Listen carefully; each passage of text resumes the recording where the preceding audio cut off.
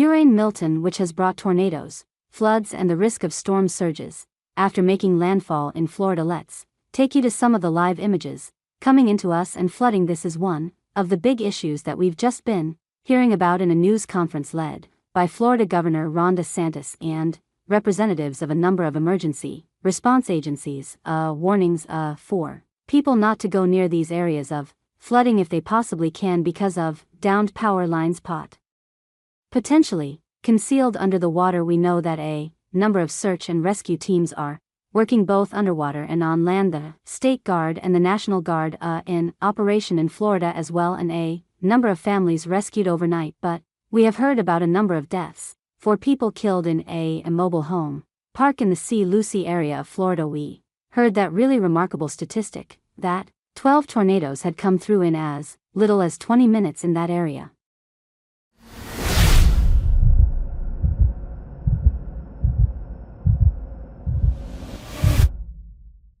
So a huge impact from Hurricane Milton. There we had those warnings that the tornadoes would come with the hurricanes. This is Tampa, which escaped the eye of the storm, but clearly the whole of the state affected. You can see some heavy surface water, some flooding there as well, and I think we can bring you to Orlando as well. These are the images of flooding that we've been seeing in particular there in Orlando, and a process of damage assessment going on there as elsewhere in the state. This is Fort Myers. This is actually where Milton made landfall. You can see some evidence of surface water there. So although the hurricane is now passed over the state, the process of picking up and trying to assess the damage, rescue people, help people to start to rebuild from the damage that has been done begins, and of course it's only 2 weeks.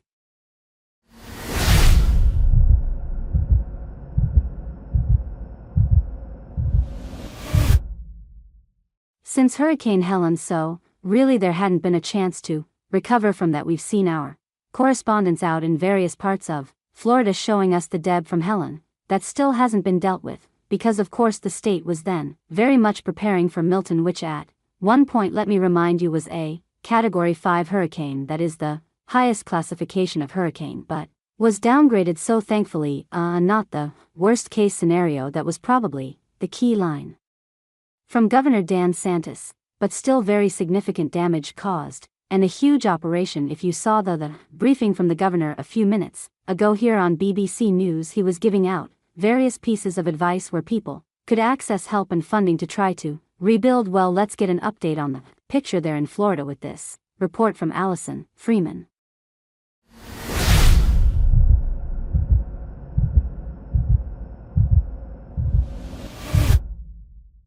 The full power of the wind on display in St. Petersburg. This crane had crashed to the ground as Hurricane Milton swept through Florida. It also ripped the roof off this baseball stadium, which had been set up to house thousands of emergency responders. The hurricane was a Category 3 when it made landfall, hitting the west coast with its full force, bringing deadly tornadoes in St. Lucie on the east coast. There was devastating damage with a number of people killed.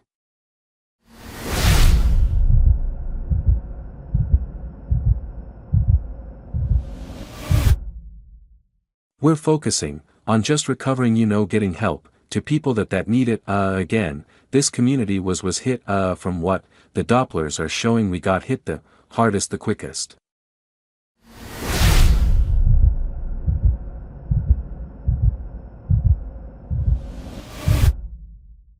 In Fort Myers, buildings were destroyed in seconds.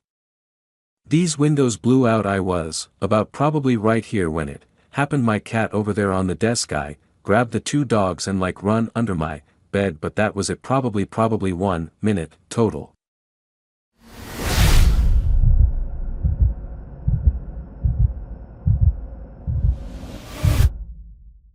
Strong winds and heavy rain swept across Florida. The number of people left without power reported to be more than 3 million. There's still some power over there, but we've seen a substation over there just basically blow blue and green. It's been crazy.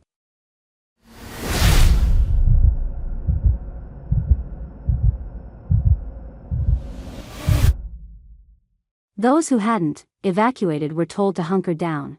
Emergency services said it was too dangerous to respond to calls, and holidaymakers were moved to safe locations in tourist destinations like Orlando.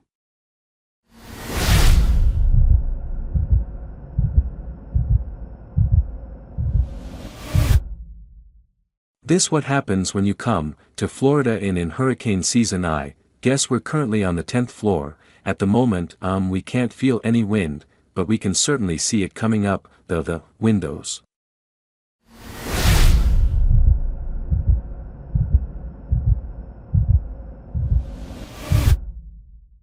Even after the hurricane passes through, people are being warned that the threat still continues, with reports now of dangerous flooding caused by the storm surge, rising waters pushed inland by the wind.